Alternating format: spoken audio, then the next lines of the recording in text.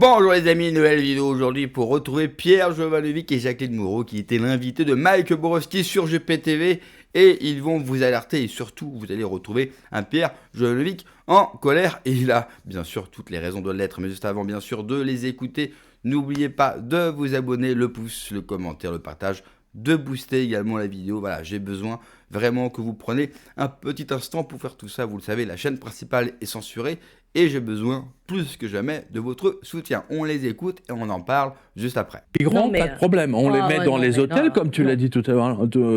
Oui, bien sûr. Hein, eux, ils ont tout. Les hôtels, la petite carte de crédit, de migrants, etc. On peut loger des migrants pendant 3 ans dans un hôtel. C'est l'humiliation des Français chaque jour. Mais bien sûr. Alors, moi, je voudrais quand même dire, à propos des migrants, tout ça, c'est que les gens qui sont d'origine étrangère et qui travaillent en France, moi, j'en connais plein, et j'ai même des musulmans dans ma famille, mais ils en ont ras-le-bol. Ils en ont ras-le-bol de tout ce qui est en train de se passer. Et qu'est-ce qu'ils font du coup? Ils basculent vers le vote RN, par exemple? Ah bah oui, bien sûr. Il y a plein de musulmans qui votent RN, évidemment. De toute façon, on a vu le dernier sondage. Bardella remporte la mise, quel que soit le candidat en face. Donc, on voit bien que la colère des gens est terrible. Quoi. Bah bien sûr, mais le problème, c'est que je pense pas que Bardella va changer quoi que ce soit pour la bonne raison qu'il n'est pas pour le Frexit. Non, mais en plus, il s'est soumis totalement. Il a craché. Donc, il a renoncé à tout ce que Marine Le Pen avait, on va dire, bordé. Hein. Il a embrassé la main de Zelensky aussi. Voilà. Donc il a l'air d'être très copain. Non, moi je pense, on a des gens en France de très très grande qualité. Des gens qui sont des experts dans chaque domaine. Il faut réunir toutes ces personnes et créer un programme, mais il faut vraiment que de toutes ces personnes qui ne soient pas des politiciens connus, c'est-à-dire même, il faut même pas que ce soit un maire. Parce que tout ça, ça fait partie du système. Là, d'un seul coup, je pense à David Lisnard, qui paraît être quelqu'un très bien, mais bon, qui est quand même soumis au système. Donc, moi, je pense sans sa permission, jamais le général n'aurait pu faire sa petite déclaration au Congrès des maires. Je pense que le général n'a pas eu besoin de sa permission. Il a été imposé. Quand le SEMA arrive, il s'impose. Oui, parce que j'ai regardé le programme. En fait, le programme a été préparé déjà un mois avant. Voilà. Moi, j'oublie pas que David Lisnard, c'est le mec qui faisait diffuser des produits là dans les plages à Cannes. Pour soi-disant désinfecter du Covid, etc. Mais je pense que si on veut trouver les personnes compétentes, il y en a. Mais il ne faut pas que ce soit des politiciens. Puisque les politiciens qu'on a aujourd'hui, déjà, ce sont des gens qui n'ont jamais eu d'entreprise. Ils ont jamais. Il faut quelqu'un qui ait eu une entreprise. Regarde, je pense je crois que c'était sous Giscard, où il y avait René Monory, qui était garagiste. Il a été ministre. Quand même. Puis il a été président du Sénat pendant très longtemps. Bon bah voilà, ça c'était une personne compétente. Maintenant, il faut s'attacher à réunir ces personnes compétentes pour reconstruire notre pays, parce que sinon, on ne s'en sortira pas. Est-ce que ça peut se faire sous la Ve République? Ou est-ce qu'il faut changer de régime? Bien sûr que ça peut se faire sur la Ve République. Il faut revenir à la 5e de 1958. Oui, mais ce qui veut dire qu'il faut un homme ou une femme forte à la tête du pays, quelqu'un qui a toute la légitimité, qui rassemble la population, comme c'était le cas pour De Gaulle. Bah oui. Ça, on l'a pas, c'est clair. Mais si on l'a pas, comment on fait? Mais c'est-à-dire que pourquoi on l'a pas? Parce que tout est fait pour empêcher qu'on l'ait aussi. Parce que dès qu'on trouve qu'il y a quelqu'un dans tes invités, par exemple, il y a des gens formidables, eh bien, tout est fait pour les marginaliser, en fait. Dès que les gens ont du bon sens et du discernement, il y avait un général qui m'avait dit, vous avez l'intelligence de situation. Bon, dès qu'on a un peu d'intelligence de situation, paf, on est sabré. D'ailleurs, on le voit sur Twitter, on est shadowban. Pour parler... un langage... C'est vrai, hein. Non mais, c'est vrai que... c'est dingue. Sur Twitter, dingue. Dorénavant, il y a une ancienne conseillère de chez Macron, je crois, qui est patronne, en tout cas qui est responsable. Oui, tout à fait, qui est responsable à X-France. Voilà.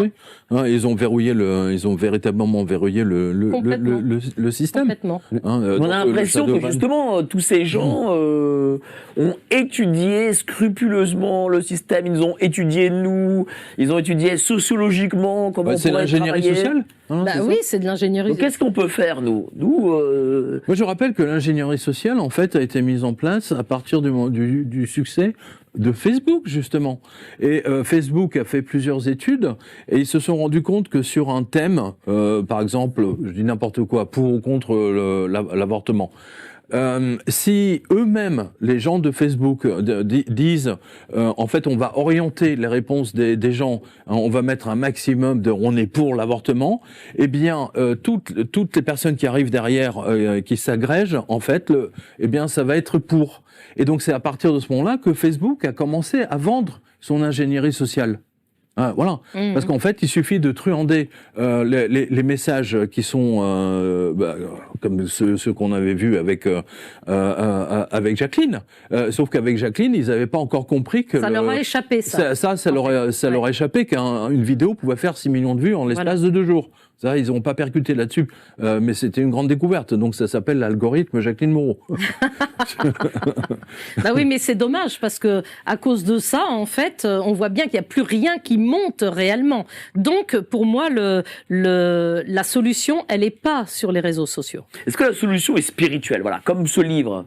Parce que ce livre, c'est un livre de prières. Alors, il y a de Notre Père, j'ai vu un Je vous salue Marie. Alors, et puis il y a d'autres prières que tu as écrites. Voilà, donc j'ai écrit des prières. Alors c'est un exercice Sœur Jacqueline particulier. Alors, moi, je suis une croyante très discrète en fait. Hein. Et c'est un exercice particulier parce que moi, quand j'écris, j'aime bien écrire en vers. D'accord. C'est comme Lalanne. Ouais. Il fait pareil. Il y a des fois, je pense en vers. Et là, en fait, j'ai été obligée de me contraindre à écrire autrement. Mais dedans, pour moi, c'est un livre de résistance spirituelle.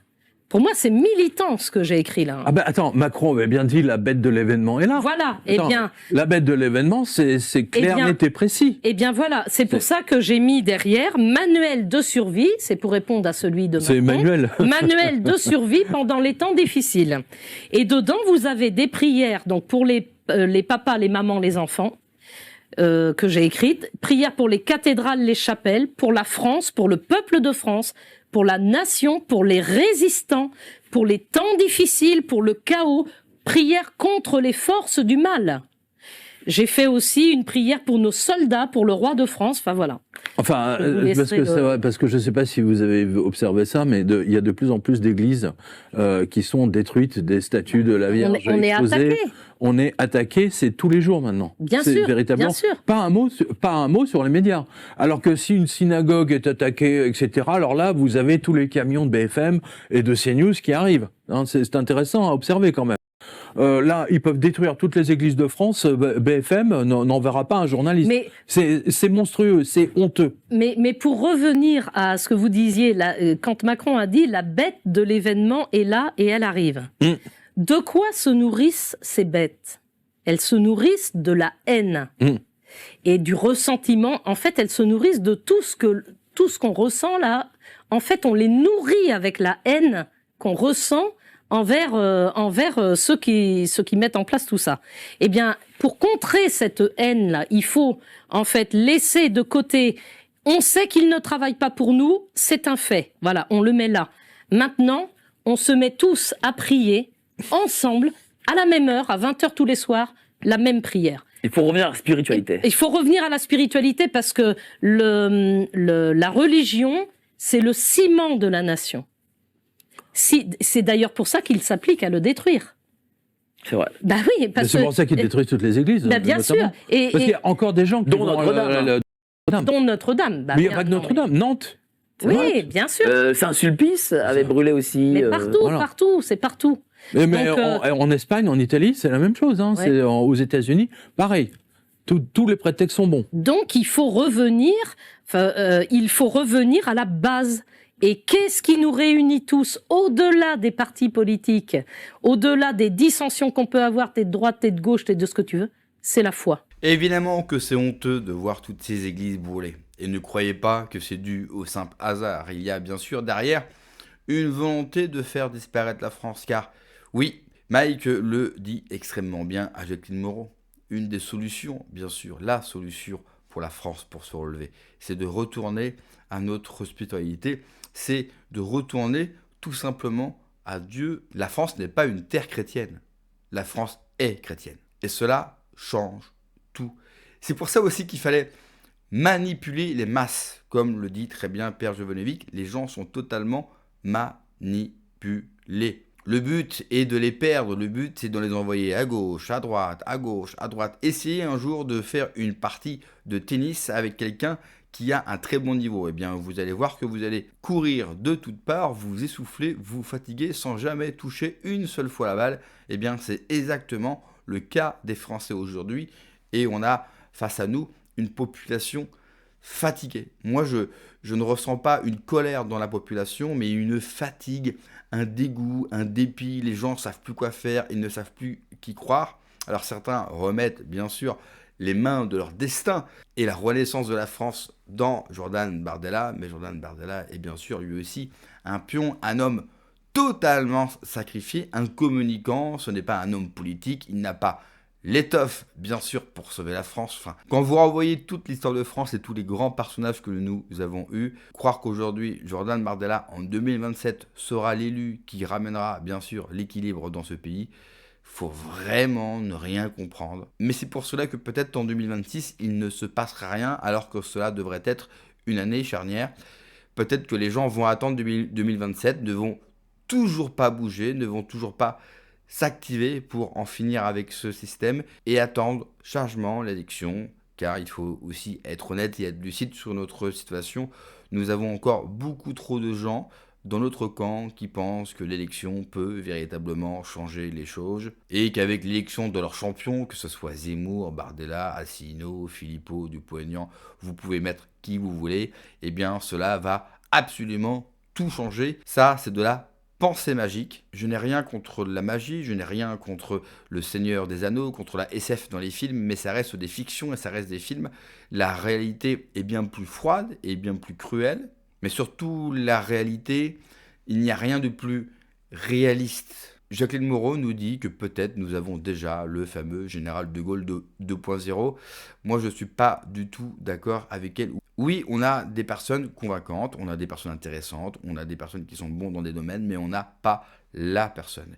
Et puis, il faut aussi arrêter dans ce pays, ça c'est un grand malheur français, d'attendre toujours la personne providentielle parce que cela nous installe dans un certain confort et on remet en fait notre espoir, la faute, l'action qu'on devrait mener d'un point de vue individuel plus collectif dans cette sainte personne qui arriverait pour nous sauver. Et puis, il faut aussi arrêter de croire et de viser uniquement l'élection présidentielle. Là, je vois que tout le monde, quasiment, est candidat. Tout le monde est dans son coin. Tout le monde montre son parti. Nous n'avons aucune chance face au système dans une élection présidentielle, hormis la personne qui, tout d'un coup, avec son discours, réunirait 70% des Français. On n'y est pas du tout.